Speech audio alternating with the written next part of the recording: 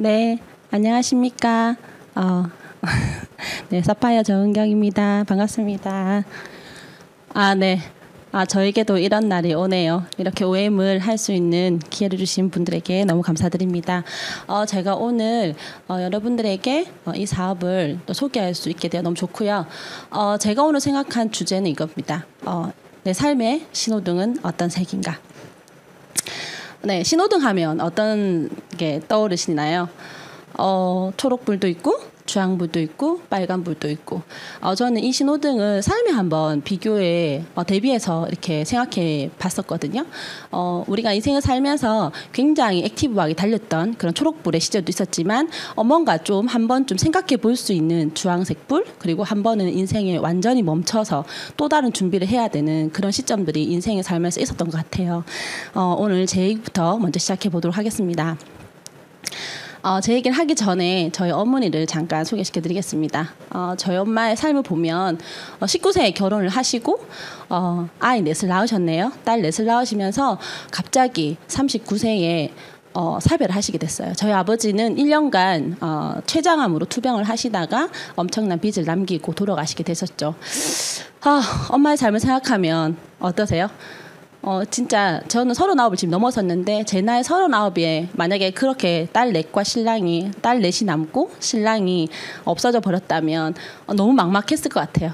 그래서 저희 어머니가 선택할 수 있었던 거는 하나밖에 없었어요. 365일 일하는 삶을 살 수밖에 없었죠. 그땐 그게 어떤 걸 의미하는지 사실 잘 몰랐어요. 저는 그때 당시 엄마의 삶에 연결되어 있던 제 삶은 저는 13살이었거든요. 13살에 아버지와 이별하게 되었어요. 그때 제 기억으로 저희는 그냥 평범한 가정이었는데 아버지가 돌아가시고 자연스럽게 이사를 하게 됐어요. 그때 어머니가 시장에서 장사를 하셔가지고 이사를 하게 되었는데 그냥 온전한 주택집에서 시장에 2층에 있는 방 2개짜리 집으로 이사를 하게 됐어요. 그때 오래된 건물이었고 곰팡이가 있었고 벌레들이 한가득 있는 집에서 저의 청소년기를 보내게 되었습니다. 상상해보세요. 그냥 안 봐도 다 아시겠죠. 얼마나 불우하게 살았었는지. 그런데 너무나 다행이게 저희 딸들은 굉장히 열심히 자기의 역할들을 하며 살았던 것 같아요. 그렇게 유년기를 보내고 저에게도 제 인생을 걸어야 되는 24살에 첫 직장을 구하는 시기가 오게 되었습니다. 저의 첫 직장은 진짜 제가 막 열심히 뭔가를 준비해서 만들어진 게 아니라 우연찮게 친구의 소개로 학원에 아르바이트를 갔다가 거기에서 제가 놀러앉게 됐어요. 학원에서 1년간 일을 하게 되면서 그냥 굉장히 열심히 일했던 것 같아요. 왜냐하면 제가 청소년기 보았던 것은 쉬지 않고 일하는 엄마를 보면서 당연히 일은 계속 열심히 하는 거였거든요. 쉬면 이상해. 그리고 엄마의 열심히 일함은 생존과 같은 거였거든요. 그래서 일을 쉬고 있다라고 하는 거는 제 생존에 위협이 있는 것과 같다는 직감적인 그런 느낌을 받으면서 제가 성장했던 것 같아요. 그래서 쉬지 않고 일을 했어요. 그 1년간 일을 하면서 저에게 남는 건 뭐였냐면 실력이었죠. 처음 일을 시작했을 때 중학교 1학년부터 고등학교 2학년까지 그렇게 5학년의 아이들을 매일매일 가르치기 위해서는 굉장히 많은 교재 연구와 그다음에 보충과 그리고 엄청나게 많은 것들을 했었어야 됐었거든요. 근데 그 1년을 하고 났더니 좀 일에 대한 자신감이 붙더라고요. 그러고 난 다음에 저희 교수님의 추천으로 제가 조교를 하러 들어갔는데 제가 조교를 하면서 출근과 퇴근이 정해진 일을 하기 시작하면서 그 남는 시간이 굉장히 저한테는 좀 공허하게 느껴졌었어요. 이렇게 쉬어도 괜찮나? 좀 불안한 마음이 들더라고요. 자연스럽게 아르바이트 찾기 시작했어요. 그래서 주말 단가도 하게 되고 퇴근 후에 단가도 하게 되고 과외도 하게 되면서 주 7일을 끊임없이 일을 하기 시작하더라고요. 그래서 잡이 3개나 생겼더라고요. 잡이 3개라는 건 뭐냐면 알바가 아니었어요. 일반 직장인들이 갖고 있는 월급만큼의 3배의 월급이 저에게 들어왔었죠. 너무 좋았어요. 그때는 진짜 나 너무 잘 살고 있다. 근데 생각해보면 노동에 또 노동을 해서 저는 굉장히 많은 돈을 벌었었던 구간이 있었어요. 근데 그때 저는 괜찮았었어요. 쉬지 않았어도 괜찮았고 그리고 남들처럼 그렇게 누리지 않았어도 괜찮았어요. 계속 일을 했었기 때문에 누릴 시간은 없었거든요. 그리고 그때는 젊고 열정적이었죠. 그렇게 저의 10년의 세월이 흐르면서 저에게도 결혼이라고 하는 그 시간이 오더라고요. 33세에 저는 사랑하는 남자를 만나 결혼을 하게 되었어요. 그때 저의 성적표는 이랬어요. 10년 넘게 한 일을 오래 하게 되면 당연히 베테랑이 되어 있겠죠. 베테랑 수학 선생님이 되었었고 어떤 일을 했을 때 거기에 뭔가 진급이라고 하는 게 있다면 저희 학원에서는 강사에서 원장이 진급으로 보면 되겠죠. 그래서 꽤 괜찮은, 꽤 넓은 입시학원의 원장이 되어 있더라고요. 그때 저한테 늘어난 역할들이 있었어요. 누군가의 아내였고, 누군가의 어느 집안의 며느리였고, 그리고 누군가의 월급을 책임을 지는 원장이 되어 있더라고요. 그런데 그 33세에 저는 사실 그렇게 힘들지 않았어요. 되게 좋았어요. 뭔가 살면서 나의 역할이 늘어나고 나의 역량이 늘어나고 이런 것들이 저한테는 어쩌면 약간 좀 기쁨? 내가 참 잘 살고 있구나. 33년 살아오면서 그렇게 내가 시간을 허비하진 않았구나. 뭔가 나에게 주어진 게 많구나. 그리고 얻은 게 많구나. 돈도 얻었지만 가족도 얻었으니까요. 그래서 그때 저는 굉장히 좀 행복한 시간을 보냈었던 것 같아요. 그런데 결혼하니까 자연스럽게 아이가 생기더라고요. 이거는 정말 계획 출산입니다. 제가 조금 늦게 결혼을 해가지고 연년생의 아이를 연달아 출산하게 됩니다. 그때는 그냥 그게 당연한 거였던 것 같아요. 왜냐하면 저희 시댁이 장손의 종손의 외동인 신랑을 만나 제가 결혼을 했었기 때문에 아이는 낳는 게 당연했었고, 그리고 계속 출산을 하는 것들이 저에게는 낯설지 않았고 저의 책임감 같이 느껴지면서 그 일을 했어서, 일이라고 하기엔 좀 그렇지만 어쨌든 출산을 하게 됐었고 귀여운 사랑스러운 딸 셋을 제가 얻게 되었습니다. 일만 했던 제가 아이가 생기니 일과 육아를 당연히 병행했어야 됐겠죠. 삶의 무게감은 당연히 늘어났었고 해야 할 일도 너무 많이 늘어났기 때문에 점점 쉬지 못하는 제 몸이 점점 신호를 보내기 시작하더라고요. 피곤이 일었고 예전처럼 그렇게 자고 일어나면 몸이 날싸진 않더라고요. 일어나면 또 피곤이 쌓이고, 그렇지만 해야 될 일을 또 꾸역꾸역 해내고, 그렇게 제가 시간을 3년을 보냈던 것 같아요. 그런데 제가 셋째를 임신했던 때였던 것 같아요. 37세 제가 한 봄쯤 되었을 때 셋째를 임신했다는 소식을 듣고 있었을 때 문득 이런 생각이 들더라고요. 제가 20대 때 열심히 일할 때 제가 아이들한테 했던 말들이 있거든요. 선생님은 이렇게 열심히 일해서 40이 되면 아줌마 커피 이렇게 하고 살 거라고 얘기했어요. 왜냐하면 너무 열심히 살았기 때문에 제 삶의 보상을 받고 싶었거든요. 열심히 일할 때는 어떨 것 같으세요? 뭔가 보상이 주어진, 그땐 돈의 보상이었지만 세월이 지났을 때 여유로움의 보상이 저한테 있을 거라고 저는 막연하게 생각했던 것 같아요. 그런데 막상 37세가 되고 그 시점이 저는 40이라 생각했었거든요. 근데 37세가 되고 내 인생에 40이 얼마 남지 않은 그 시점에 저의 성적표는 그닥 그렇게 아름답지 않았었거든요. 그때 저는 잠깐 멈췄던 것 같아요. 왜 그렇지? 남들보다 더 열심히 삶을 살았지. 난 게으르지 않았고 최선을 다해 살았고 그런데 나이가 들어가고 나는 점점 힘들어지는데 왜 나의 경제 사정은 이렇게 생각한 만큼 여유로워지지 않을까? 이 3년 뒤에 과연 나는 괜찮을까? 아니 10년 더 지나서 50이 되면 더 나아질 수 있을까? 고민하는 그 시점이 있었던 것 같아요. 그때 저를 힘들게 했던 게 뭐였냐면 계속 경력은 쌓였죠. 한 일을 10년 넘게 진행했기 때문에 계속 경력은 쌓였고 시간은 갔지만 거기에 맞춰서 수입이 늘어나지 않는다는 걸 제가 그때 알게 되면서 굉장히 두려워졌었어요. 왜 두려웠냐면 우리가 어떤 일을 할 때 내가 내 힘으로 내 손을 흔들어서 뭔가를 할 수 있으면 많이 흔들면 많이 할 수 있고 작게 흔들면 작게 하면 되지만 무언가를 하는 것이 내 의도와 상관없이 어떤 사회나 환경에 의해서 그것들이 결정된다면 나에게 주도권 하나도 없는 거거든요. 그래서 내가 많이 벌고 싶다 많이 벌고 작게 벌고 싶다 작게 벌고 쉬고 싶다 해서 쉬거나 일하고 싶다고 해서 일할 수 있는 그런 사회 환경이 내 힘으로 안 된다는 것을 그때 제가 좀 뼈저리게 느꼈었던 것 같아요. 그래서 그때 제가 한번 저를 돌아보게 됐죠. 이대로 정말 괜찮을까? 여러분들 어떠세요? 저한테는 그 시점이 37이었던 것 같아요.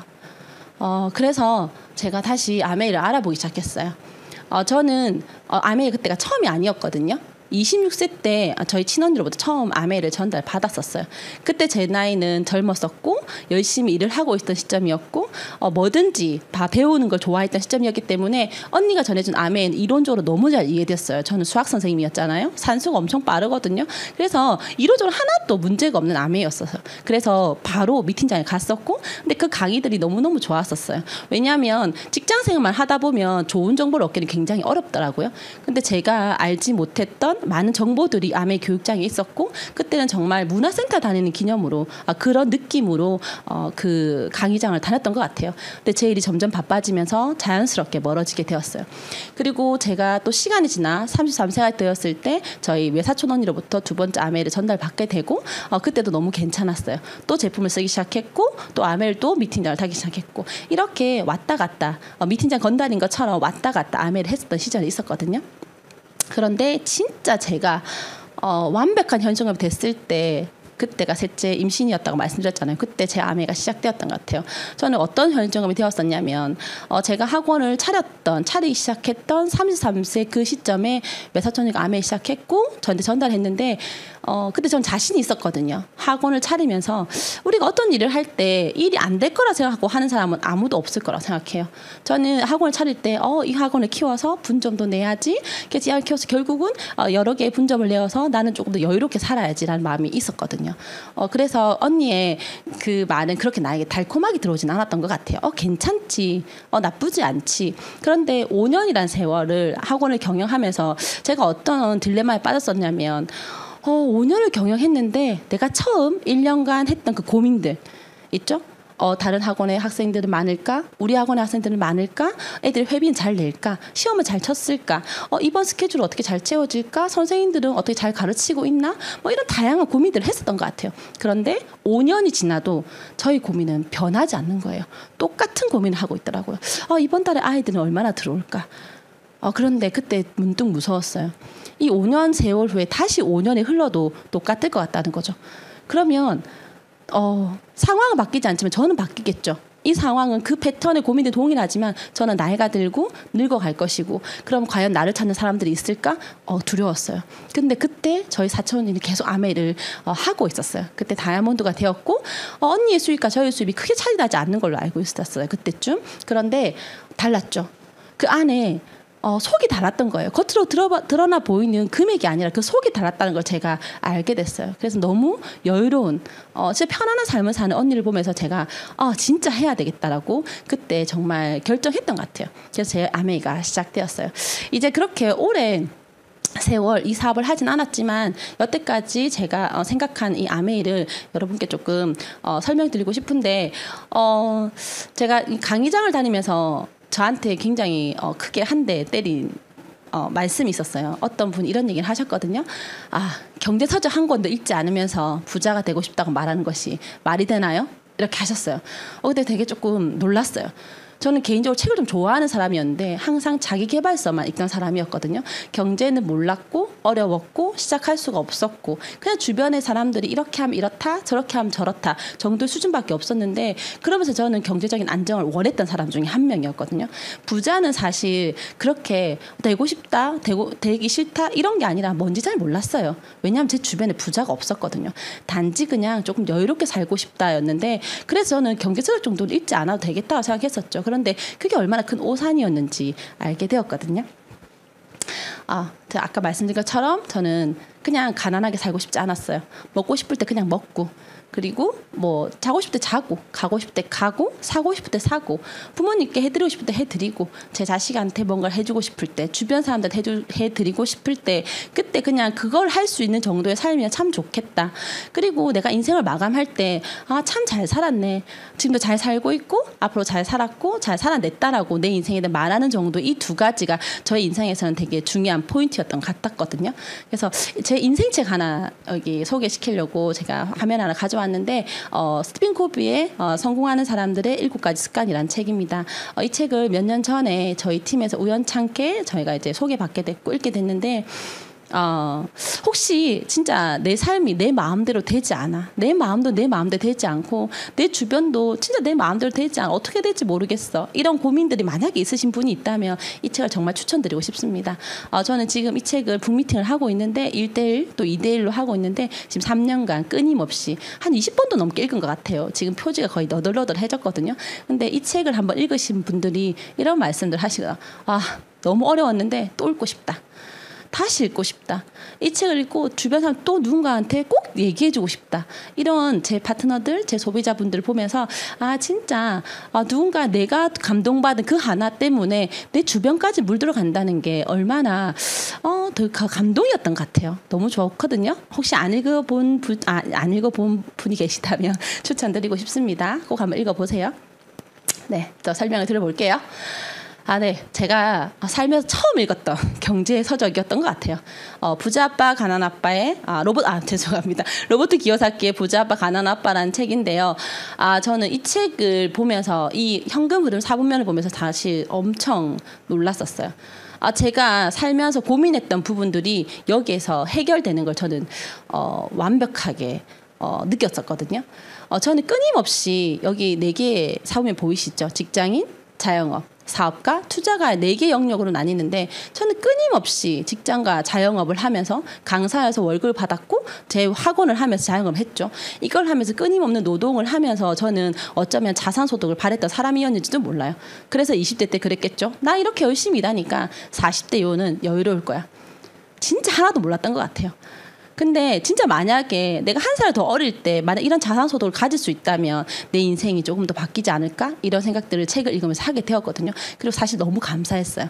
내가 지금 어느 선상에 있는지를 정확하게 이해하게 되었던 시점이었던 것 같거든요. 혹시 요즘 너무 경기 어렵고 그다음 직장도 너무 어렵고 다 힘드시죠? 제일 부러운 사람 누구세요? 출근 안 하고 돈 버는 사람 부러우세요? 있으세요?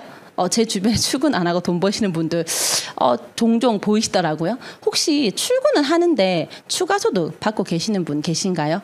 요즘 많으시죠. 월세나 비트코인이나 부동산이나 주식이나 이런 것들로 추가 소득이 잘 벌어질 때가 있었던 분들이 계셨을 거예요. 그런데 이런 수입들의 특징이 뭐냐면 내가 조절할 수 없다는 거예요. 내가 추가 소득을 더 많이 벌고 싶어서 더 많이도 그리고 더 작게 벌고 싶다고 더 작게도 그렇게 마음대로 되지 않는다는 거죠. 이 아이들은 사회 환경의 변화에 따라서 왔다 갔다 하는 아이들이거든요. 그래서 굉장히 불안정한 소득입니다. 근데 만약에 그렇지만 이 소득이 없는 것보다 있는 게 좋겠죠. 근데 이 소득이 만약에 출근을 내가 하고 있지만 안정적으로 들어오는 어떤 것이 있다면 너무 괜찮지 않을까요? 저는 이 소득이 있고 그리고 우리가 벌 수 있다고 말씀드리고 싶네요. 근데 이 추가 소득 얼마 정도면 좋으시겠어요?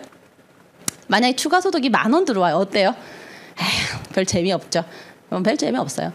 그냥 이거는 없어도 되고 있어도 되는 돈이에요. 한 10만 원 어떠세요? 식구들 요즘 비용으로 한 외식 한 달에 한 번 정도 외식할 수 있겠다. 그렇죠. 근데 이 추가 소득이 만약에 100만 원을 벌 수 있다면 어떠세요? 조금 매력적인 것 같죠. 너무 매력적인 것 같아요. 그런데 이 추가 소득이 100만 원에서 지금 내가 받는 월급만큼 들어온다면 아니면 월급보다 더 많이 들어올 수 있다면 근데 문제는 이 추가 소득은 내가 원하는 만큼 벌 수 있다면 그게 10,000원이든 10만 원이든 100만 원이든 아니면 내 월급만큼이든 그 어떤 금액이더라도 내가 원하는 만큼 할 수 있다면 너무 매력적이지 않나요? 제 얘기가 너무 뜬구름 잡는 것처럼 보이시나요? 근데 이게 진짜 가능하고 얼마나 합리적인지 제가 지금 보여드리려고 해요. 우리는 유통에서부터 시작되는데 유통 다 알고 계시죠? 자, 한번 짚어볼게요. 오늘 아침에 양치 다 하셨나요? 물건이 생산되는 공장에서 우리 같이 물건을 쓰는 소비자까지 오는 일련의 과정을 유통이라고 하는데 만약에 소비자가 1,000원이라는 물건이 있다면 공장 원가는 200원 정도 된다고 하더라고요. 근데 이 공장에서 물건을 생산하고 그럼 그 물건의 질은 이 공장에서 이미 결정이 났잖아요. 근데 그 질은 결정이 났지만 단순하게 이 물건을 들었다 놨다 즉 광고, 총판, 도매, 소매를 통해서 그 광고 유통비 800원이 포함돼서 저희가 샀었던 것이 재래식 유통이었어요. 거든요. 근데 예전 이게 너무너무 당연했어요. 그런데 부호가들이 보니 이게 생산하는 것보다는 유통에 돈이 훨씬 더 많더라는 거죠. 그래서 이 유통 단계를 축약시켰어요. 대형 할인마트. 대형 할인마트 나오고 너무 좋으셨나요? 근데 이 대형 할인마트 나오고 울었던 분들이 계셨을 거예요. 총판, 도매, 소매 하셨던 분들. 그분들이 다 누구셨죠? 저희 이모고 삼촌이고 언니고 오빠였을 거예요. 그분들은 점점 사는 것이 힘들어지게 되었고 돈은 어디로 가고 있냐면 대기업들에게 몰리기 시작했죠. 그렇지만 우리는 그게 중요하지 않았어요. 왜냐하면 쌌었기 때문에 대기업이 운영하는 대형 한인마트에 가서 사는 게 당연했다. 그렇죠? 근데 또 시간이 지나니 사람들의 니즈가 어떻게 바뀌었냐면 주말마다 차 끌고 대형마트 가는 게 너무 힘들었다는 거죠. 그래서 이제는 TV, 인터넷, 카talog, 앱 쇼핑. 그래서 싸고 편리하고 24시간 쇼핑이 되고 이런 것들. 근데 잠깐만 생각해보면 제품이 바뀌었나요? 제품 동일합니다. 똑같은 제품을 가지고 단지 우리가 어느 타임에, 그러니까 어떤 방법으로 구매하는지에 따라서 우리는 구매 금액도 다르고 그다음에 구매할 방법이 달라졌던 것뿐인 거거든요. 근데 뭐 변하지 않는 것이 무엇이냐면 재래식이든 대형마트든 앱 쇼핑을 하든 변하지 않는 건 뭐냐면 내가 오늘 양치를 했다면 내가 양치를 했다는 자체가 이미 나는 돈을 썼다는 거죠. 내가 오늘 6,000원을 주고 치약을 사지 않는다 하더라도 내가 치약으로 양치를 했다는 거는 나는 돈을 썼다, 소비를 했다는 거죠. 그럼 내가 만약에 오늘 주겸치약으로 혹시 양치를 하셨다면 전 돈을 썼죠. 그럼 누가 돈을 버셨을까요? 주겸치약 사장님과 유통회사들이 돈을 벌었을 거예요.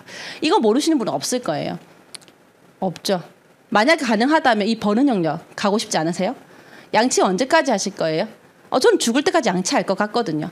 그러면 내가 죽을 때까지 양치를 한다는 건 내가 죽을 때까지 쓰는 그 돈 때문에 누군가는 죽을 때까지 돈을 번다는 거예요. 근데 우리 다 알고 있거든요. 어디에서 버는지. 근데 중요한 건 우리가 이 버는 영역에 갈 수 없다는 거예요. 근데 내가 오늘 쓴 그 치약 때문에 단 1원이라도 내가 저 버는 영역에서 나에게 수입이 돌아온다면 너무 괜찮지 않을까요? 그게 아메이입니다. 네, 아메이라는 회사는 굉장히 좋은 제품을 만드는 건 다 알고 계시죠. 그래서 원가가 굉장히 높아요. 350원. 높은 원가의 좋은 제품을 만들어서 소비자에게 직거래하죠. 이 회사는 일반인에게 제품을 제공하는 것이 아니라 회원에게 제품을 제공합니다. 그래서 회원이 되시면 혜택이 있어요. 1,000원짜리 물건에 대해서 30% DC에서 저희가 700원의 제품을 구매하거든요.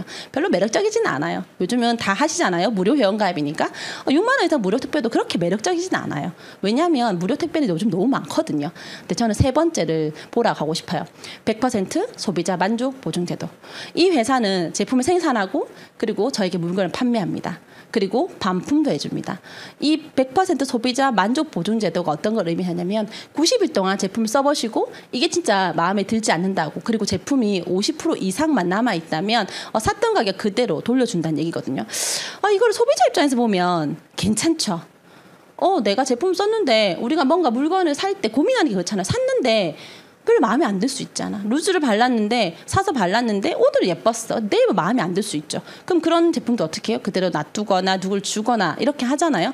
근데 만약에 내가 산 그 제품이 마음에 안 들 때 다시 돈으로 돌려받을 수 있다면 제품을 사보는 것에 있어서 굉장히 자유롭게 볼 수 있을 거라 생각해요. 그런데 이걸 입장을 바꿔서 회사의 입장을 생각 한번 해볼까요? 회사는 내가 회사 오너로 생각해봐요. 그러면 고객들한테 이렇게 제시하는 거죠. 제가 제품을 만들었는데 써보시고 마음에 안 들면 환불하세요. 90일 동안에 써보실 수 있는 기회를 드리겠습니다. 어떻게 제품을 만드실 것 같으세요? 자, 이건 상식적으로 이렇게 우리가 구조적으로 생각해보면 시중에 있는 제품들과 아메이 제품이 만약에 동일한 질의 제품이 있다면 당연히 가격은 월등히 낮아야 할 거예요. 근데 반대로 가격이 동일하다면 질은 굉장히 높아야 할 거라는 거죠. 그래야 우리가 제품을 반품하지 않지 않을까요? 이거는 구조적인 문제거든요. 그래서 이 회사의 제품을 안 써보신 분은 아메이를 비싸다 하고 별로라 하다 하지만 이 제품을 써보신 분들은 굉장히 만족하시고 매니아가 되신다는 거죠. 그래서 안 써본 사람이 있어도 한 번 써본 사람은 없다라는 말이 여기 딱 맞지 않을까 이런 생각이 들거든요. 그런데 이렇게 우리가 제품을 써봤어요. 그래서 우리가 하는 일은 뭐냐면 이걸 직접 아메이 제품을 어플을 깔아서 그냥 제품 써보시면 됩니다. 근데 써보는 것에 대해서 뭘 주신다냐면 캐시백을 주신대요. 근데 써봤는데 너무 괜찮았어. 그래서 누군가에게 소개했는데 내 소개에서 그 사람도 쓰게 된다면 그 쓴 광고에 대한 캐시백도 저에게 준대요. 얼마나 주냐면요. 요 금액을 다 준대요. 우리는 700원의 물건을 샀었고 회사는 350원의 이익을 다 가져간 거죠. 그러면 중간에 유통 단계인 유통 광고비가 남아있는 저 35%, 350원을 저희들에게 돌려준다는 거죠. 왜 돌려주죠? 당연하죠. 저 중간에는 350원은 당연히 엄연히 존재한 유통과 광고 비용이기 때문에 근데 그것을 저희가 하기 때문에 저희가 주는 게 당연하다는 거죠. 한번 넘어가 볼게요. 그러면 이게 어떻게 우리에게 기회가 되는지 한번 알려드려 보겠습니다. 자, 저는 아메이를 알기 전에 그냥 일반 소비를 하고 있었어요. 이마트도 갔었고, 그다음 코스트코도, 그다음 CU도 이렇게 다녔단 말이에요. 근데 저희 사촌 언니로부터 아메를 듣게 됐네요. 가만히 생각해보니 저희 친언니도 사촌 언니도 모두 다 가족이었네요. 가족한테 제일 먼저 이 제품을 제가 전달받은 것 같아요. 어떤 느낌이세요? 가족이라면 어떤 제품을 전달하고 싶으세요? 추천하고 싶으세요? 네. 좋은 제품, 안전한 제품을 추천하고 싶겠죠. 저도 가족으로부터 전달을 받았고, 그래서 그냥 제 쇼핑 채널에 SAB라는 어플을 하나 더 깔았고, 그래서 이걸 제가 직접 구매를 했어요. 언니들하고 상관없이. 근데 써보니까 괜찮더라고요. 그래서 제가 제 친구한테 얘기했죠. 어플 깔아서 한번 써봐. 괜찮아. 그래서 이 친구도 쓰게 됐어요. 근데 써보니 이 친구 너무 괜찮은 거죠. 그래서 A라는 친구한테도 얘기했고, 그래서 이 친구도 그냥 어플을 깔아서 물건을 직접 구매하고, 또 B라는 친구한테 얘기하고, 이 친구도 물건을 직접 구매했어요.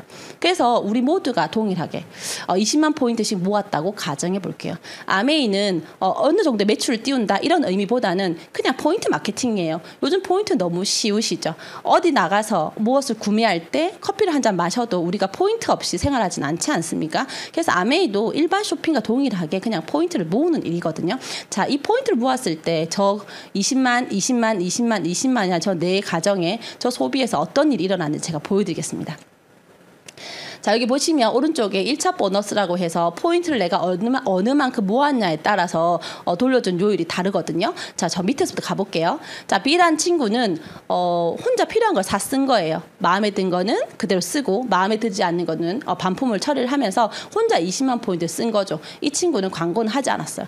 A란 친구도 그대로 썼어요. 그래서 A와 B는 본인들이 그냥 구매한 것, 즉 유통한 것에 대해서만 3% 6천 원을 받게 됩니다. 근데 친구는 본인도 썼지만 두 친구도 광고하면서 친구의 소개로 A와 B가 제품을 썼기 때문에 그 포인트를 A, B한테만 주는 것이 아니라 광고한 친구한테도 포함을 시켜준다는 거죠. 그래서 이 친구는 합산으로 60만 포인트를 모으게 된 거예요.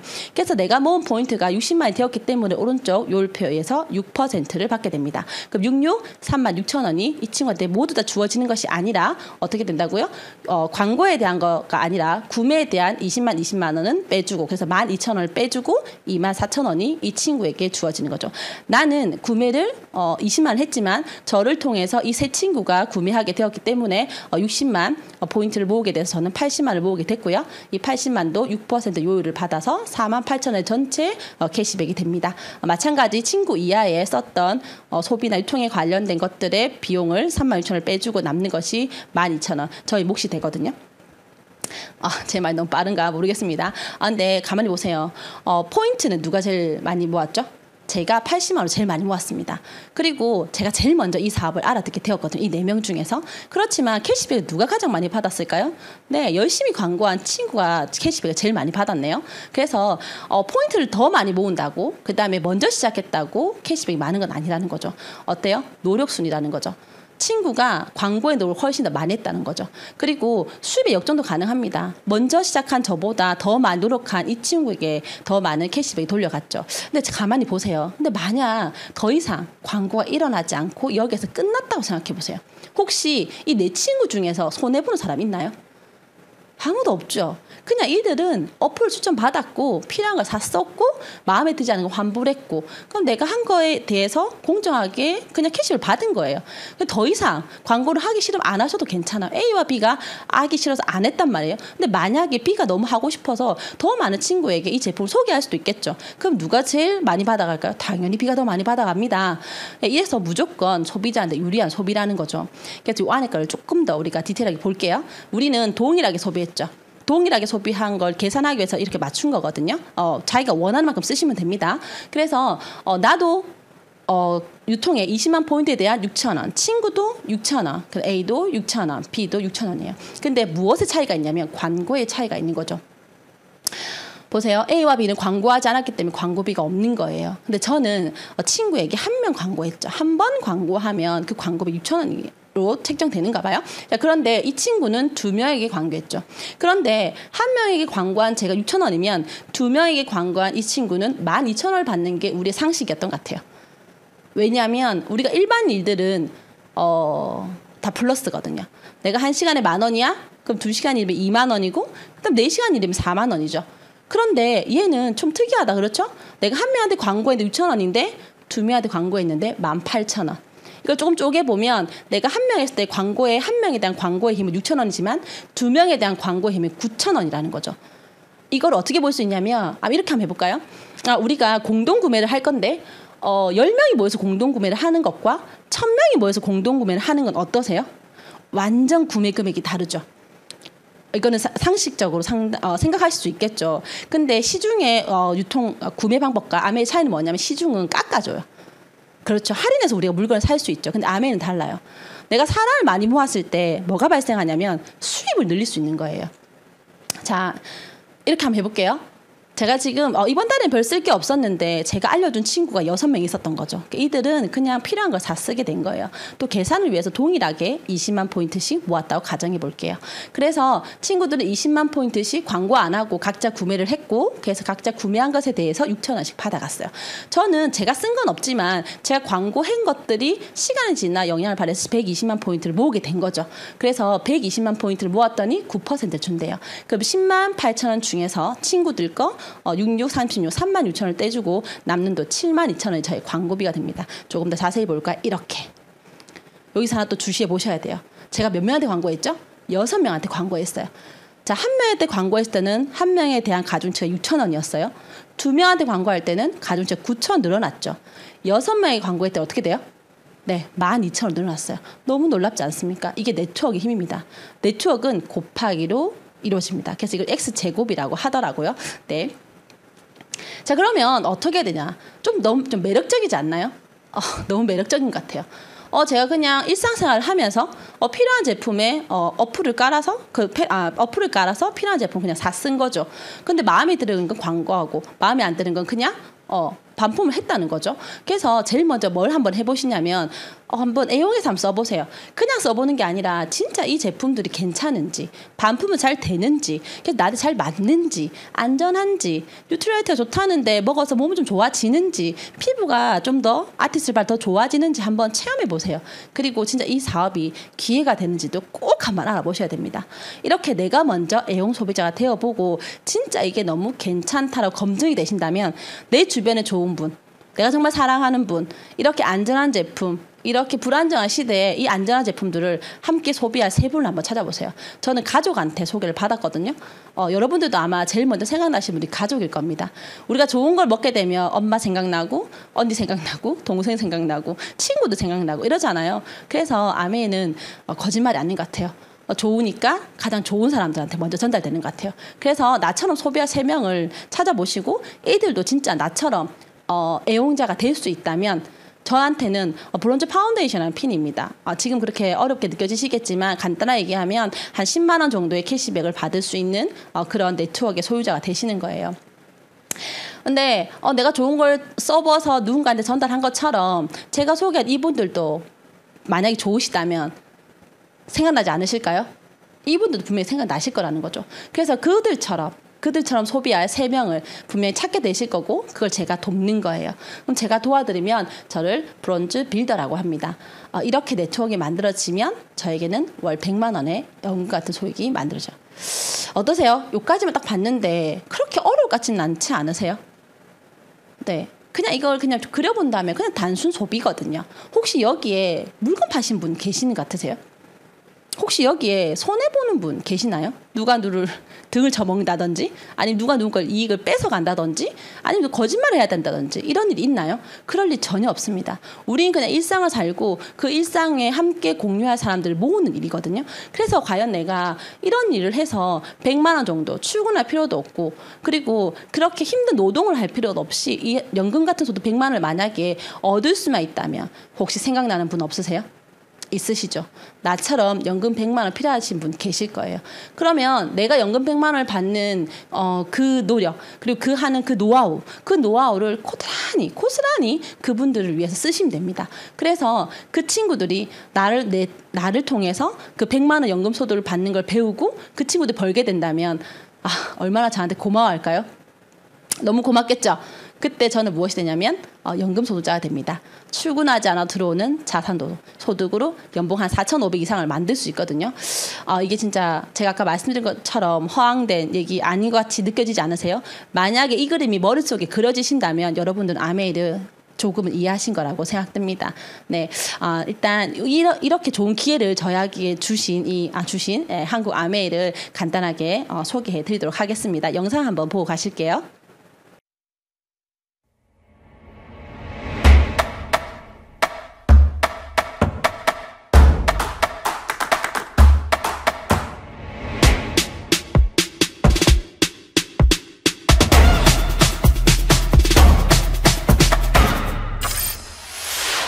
(1959년) 두 청년 사업가의 꿈에서 출발한 아메이는 오늘날 세계 100여 개 국가에서 많은 사람들에게 건강한 생활과 성공의 기회를 제공하고 있습니다.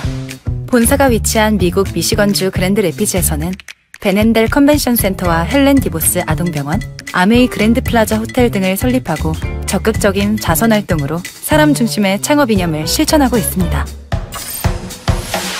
800여 명의 과학자, 700개 이상의 특허, 연간 50만 건의 품질 테스트, 전 세계 11개 지역 R&D 센터, 미국, 멕시코, 브라질에 가꾼 약 750만 평의 뉴트리라이트 생태계 농장. 아메이의 끊임없는 투자와 혁신은 객관적인 숫자로 증명됩니다. 씨앗부터 완제품까지 직접 책임지는 세계 판매 1위 건강기능식품 및 비타민 브랜드 뉴트리라이트. 뉴트리라이트 식물 영양소의 건강함을 피부에 그대로 전하는 아티스트리. 매일 쓰는 다양한 생활용품으로 건강하고 풍요로운 일상을 약속하는 퍼스널 케어와 홈 리빙 등 400여 가지 아메이의 모든 제품은 집요하고 철저하게 만들어지고 있습니다. 1991년 설립된 한국 아메이는 한국 경제와 함께 빠르게 성장하여 ABO 100만여 명, 1조 원이 넘는 연매출을 기록하고 있습니다. 아메이 글로벌 물류 허브센터를 부산에 유치하여 지역 경제를 돕고 국내 우수 중소기업의 글로벌 진출도 지원하고 있습니다. 디지털 플랫폼을 구축하여 뉴 비즈니스 기회를 제공하고 지속 가능한 성장을 위해 새로운 인센티브 프로그램도 도입했습니다. 비즈니스 그 이상의 만남인 아메이 커뮤니티를 통해 사람 중심의 인텍트 철학을 지켜가고 있습니다.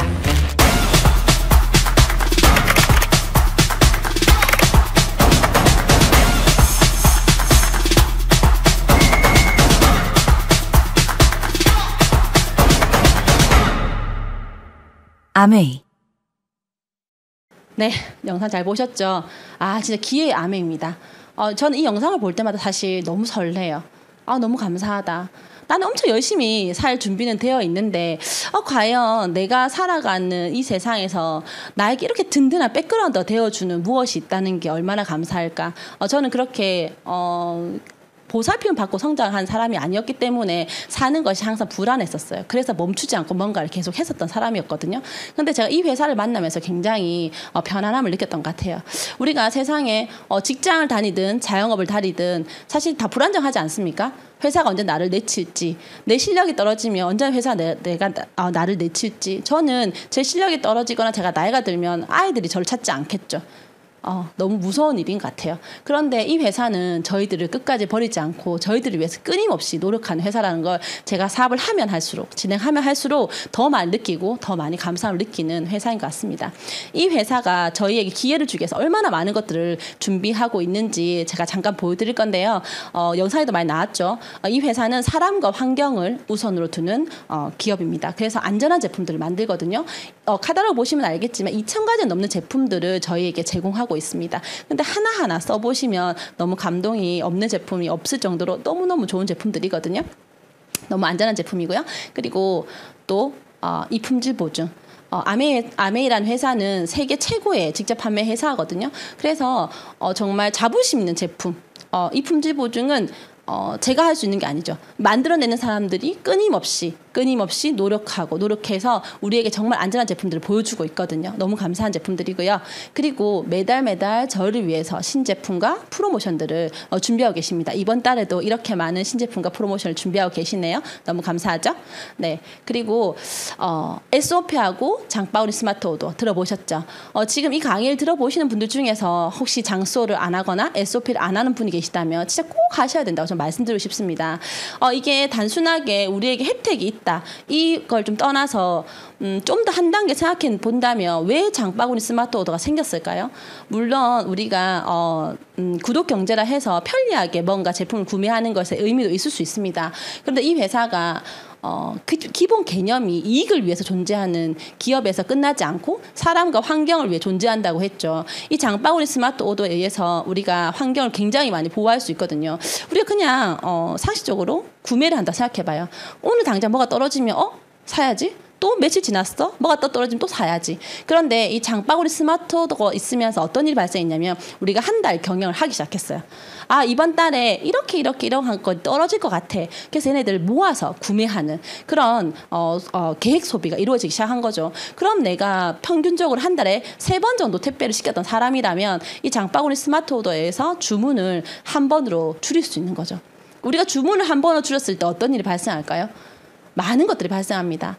물론 택배 비용도 줄겠지만 그 박스들 그리고 그 도로 파손 그 배기 그다음 그 많은 것들이 준다는 걸 상상만 해도 느껴지십니까?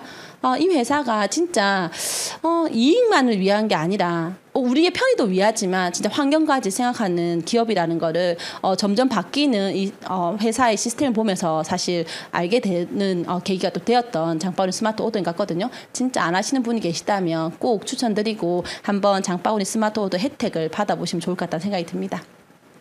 그리고 아메이 제가 그 주변에 보면 아메이인데 아이고 그거 뭐 매장은 있나 이렇게 하시는 분들 계시거든요. 지금 아메이는 오프라인도 있지만 온라인 전국 14개의 지금 센터를 운영하고 있거든요. 너무너무 예쁩니다. 혹시 당장 우리 지역에 없더라도 조금 소풍 가는 기념으로 그런 느낌으로 주변에 AP 방문 한번 해보시면 그 안에서 우리가 체험할 수 있는 것들 사실 엄청 많거든요. 인바 측정도 할 수 있고 그다음에 야로 측정도 할 수 있고 두피 관리까지 받을 수 있고 진짜 매장에 가셔서 제품을 만져도 보고 그다음에 이렇게 체험도 해보시면 되게 좋을 것 같으세요. 그리고 안에서 차도 한잔 하시면 너무 좋겠죠? 그리고 이건 정말 대단한 것 같아요. 글로벌 아메이는 전 세계에 나가 있거든요. 그래서 아시아 물류센터가 저희 나라에 있습니다. 아까 그 영상에도 나왔지만 이 물류 허브 센터가 저희 나라 부산에 있으면서 얼마나 많은 고용 창출을 해냈겠습니까? 그런데 그것 때문에 저희가 받는 혜택이 빠른 택배인 것 같아요. 물류 대란 없이 저희가 굉장히 빠른 속도로 오늘 오전에 주문하면 내일 바로 받을 수 있죠. 이렇게 저희 불편함이 없이 저희에게 배달해 주기 위해서 또 한국아메이가 또 노력하고 계시네요. 그리고 너무 중요한 거죠. 반품. 저 보통 인터넷 구매를 하게 되면 반품하는 경우들 많으시죠. 그럴 때 우리가 얼마나 불편합니까? 택배를 내 돈으로 내 택배비 다시 내 또 보내야 되고 또 반품한 이유를 또 설명해야 되고 단순 변심으로 반품한다면 되는 것도 없고 그런데 아메는 다릅니다. 진짜 묻고 따지지도 않고 내가 진짜 불만족스럽다면 그때 1588-0989에 전화하시면 바로 택배기사 오셔가지고 제 제품을 가져갑니다. 그리고 샀던 가격 그대로 돌려주시거든요. 그래서 반품이 진짜 될까 고민되신다면 믿어지지 않으신다면 꼭 한번 해보시길 바래요. 1588-0980 또는 AP 구경을 가셔서 거기에서도 얼마든지 반품이 되니까 편리한 서비스 한번 받아보시면 좋을 것 같습니다. 그리고 이 코로나 시즌에 어떠세요, 리더님들? 너무나 지금 만나기 어렵기 때문에 우리가 함께하는 교육이 참 어려운데 아메에서 온오프라인의 다양한 교육 시스템을 가지고 있거든요. 이게 아메 아카데미라고 해서 공식 채널인데 원한다면 얼마든지 배우실 수 있어요. 조금 관심을 좀 가지실 필요가 있을 것 같아요. 이게 아메이뿐만 아니라 우리가 이 코로나가 아니었다면 교육이라고 하는 것들이 사실 주어졌었거든요. TV를 공영방송을 보게 이렇게 TV 이렇게 앞에 앉아 있으면 그냥 채널이 이렇게 흘러가는 것들을 그냥 우리가 주어진 대로 이렇게 주입식으로 계속 배웠었단 말이에요. 내가 원하든 원하지 않든. 그런데 코로나가 되고 사람들이 다 만나지 않으면서 어떤 일이 발생했냐면 내가 원하는 것만 보게 된다는 거죠. 그래서 굉장히 정보가 한정적으로 가는 경우가 많거든요. 아메이 사업에서도 마찬가지 같아요. 내가 관심 있는 부분만 가는 것 같아요. 그런데 이렇게 다양한 오로프라인 교육을 통해서 우리가 다양한 부분에 정말 많은 정보를 얻을 수 있어서 이 교육 시스템을 잘 많이 활용하시면 너무너무 좋을 거라는 생각이 듭니다. 지금 우리가 여러 가지 것들을 지금 제공받고 있는데 소개해 주신 그 스폰서님을 통해서 더 많은 것들 또 들어보시면 좋으실 것 같아요. 네. 네. 이게 뭐냐면, 네. 빨간불과 초록불이죠. 저는 저희 가정에 진짜 일할 때만 들어오는 수입이 있었던 것 같아요. 두 부부가 열심히 일했고 일하면서 최선을 다해 살았었고 그래서 그 수입으로 먹고 살긴 했었지만 사실 그 노후까지 하기는 사실 만만치 않고 저축도 되지 않더라고요. 근데 저희가 아메를 알고 지금 아이들과 함께 성장하면서 이 수입들의 변화가 생기더라고요. 지금 저희는 40대 부부고요. 초딩 3명과 함께 살고 있습니다. 저희는 한 이쯤 되는 것 같아요. 아직 안정적인 아메에 들어오는 이 수입이 그렇게 많지는 않습니다. 저희 가정에. 그렇지만 어느 정도의 베이스는 깔려 있는 것 같아요. 만약 저는 이런 생각 하거든요. 만약 내가 오늘 집을 나가다가 만약 우리 두 부부가 어디를 가다가 사고가 났어. 그래서 그런 일 없겠지만 만약에 그런 일이 생겼을 때 우리 아이 3명 어떻게 될까? 저희는 그렇게 보험이 많지는 않거든요. 그런데 이 3명의 아이들이 그래도 저희가 없어도 성장할 수 있는 삶의 베이스가 되는 300만 원 정도 이상의 수입은 만들어 놨거든요. 가끔 저는 그런 생각을 합니다. 진짜 내가 오늘 일할 수 없을 때 그리고 내가 진짜 더 이상 아이들 도움을 줄 수 없을 때 이 그 연금 같은 소득이 굉장히 많이 도움이 되겠다. 죄송해요. 왜 이러죠? 주책이네요. 죄송합니다. 네. 그래서 만약에 조금 불안한 부분이 계시다면 큰일 났네요. 네. 한번 깊게 한번 고민해 보셨으면 좋겠어요. 왜냐하면 제가 13살에 아버지를 잃었잖아요. 그리고 가정이 엉망이 되는 걸 경험해 봤잖아요. 네. 죄송합니다. 네, 잠깐 넘어가 볼게요. 지금 내년 여행이 삿포로거든요. 이게 저희 아이들 저희가 두 부부가 열심히 살면서 일상을 살았지만 아이들과 함께 그렇게 행복한 여행을 해본 적이 한 번도 없었던 것 같아요. 근데 아메 사업을 통해서 첫 번째 저희 가족 여행에 오롯이 아이 3명과 함께 이 5명이 행복한 시간을 보냈던 시절이 있었었거든요. 네. 행복해 보이는지 모르겠습니다. 저는 자랑하는 겁니다. 네, 엄마하고 아빠가 노력해서 아이들이 이렇게 올해죠 여행이 진짜 온전한 여행이라고 하는 거를 즐길 수 있었던 이때가 참 너무 좋았던 것 같아요. 사진 보니까 또 좀 너무 새롭네요. 그리고 또 내년 여행이 또 삿포로를 하더라고요. 두 번째 가는 삿포로 한 뼘 더 커버린 우리 아이들은 이 삿포로를 또 어떻게 또 받아들일지 또 좀 기대가 됩니다. 혹시 내년 여행을 정말 준비하고 계시는 분들이 계시다면 진짜 열심히 하셔가지고 내년 꼭 함께 가셨으면 좋겠어요. 저도 저희 파트너들과 함께 열심히 노력해서 더 많은 리더들과 파트너들과 함께 가고 싶다는 생각이 들고 또 해내도록 하겠습니다. 네, 마지막 화면인데요. 이거 뭐로 보이세요? 네, 매듭이에요. 매듭. 저는 왜 이 매듭을 가져왔냐면 살면서 이런 생각할 때가 있어요. 우리가 어떤 정상을 간다고 봤을 때 우리가 너무 힘이 있고 열정적일 때는 끊임없이 걸어갈 수 있거든요. 끊임없이 그 로프를 그 줄을 타고 올라갈 수 있단 말이에요. 그런데 그걸 하다가 사람이기 때문에 힘이 붙일 때가 있잖아요. 우리가 로봇가 아니거든요. 열심히 인생을 살면서 진짜 힘이 붙일 때가 있어요. 근데 그 힘이 붙일 때 내가 만약에 이 매듭이 없다면 진짜 쭉 떨어지게 돼 있거든요. 쭉. 근데 너무 무섭죠. 그런데 만약 이 매듭이 지어져 있다면 잠깐은 쉴 수 있고 숨을 돌릴 수 있는 그 어떤 안전장치가 저는 이 매듭이라 생각하거든요. 우리는 그냥 보통 사람이고 저도 진짜 보통 사람입니다.